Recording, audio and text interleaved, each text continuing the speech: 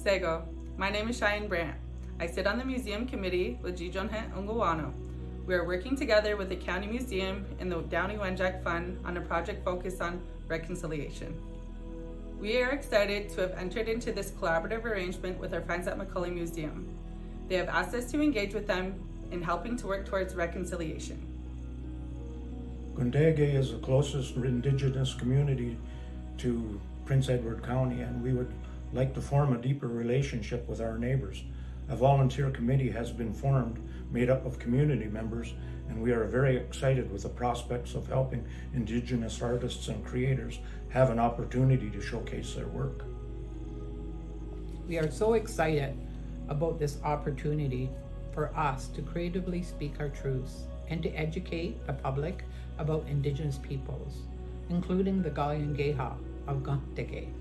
The TTO Museum Committee is looking forward to engaging a wide range of artists in this project.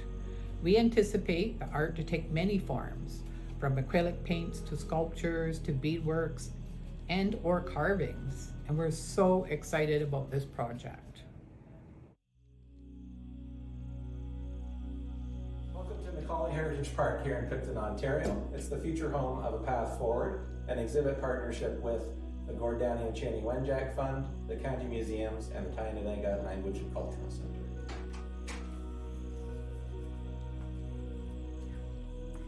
The exhibit will speak to the shared history of Indigenous and non-Indigenous people in Prince Edward County, as well as ongoing truth and reconciliation efforts in the region. Works of art and story curated by Jijonhet Ungawano will help foster a culture of understanding on our path forward together. We're hoping you'll find inspiration in our historic church, either for the display of traditional two-dimensional art or three-dimensional sculpture, or site-specific interventions. Looking for inspiration? Here are a few suggestions. There is an opportunity for a painted mural in the front vestibule, or perhaps a sculptural piece in the window well. The largest plaster wall in the gallery would make an excellent canvas. How about an intervention using non-permanent materials on the 24 glass panels that wrap around the upper level? Or you can take on one of the church gallery's 8 historic windows, a light projection from the tower, installations inspiring reflection in the vestry, transform one or more of the gallery's 8 columns, or curate an exhibit using artifacts from the collection. We here at the museums are very excited to see what blossoms from this project.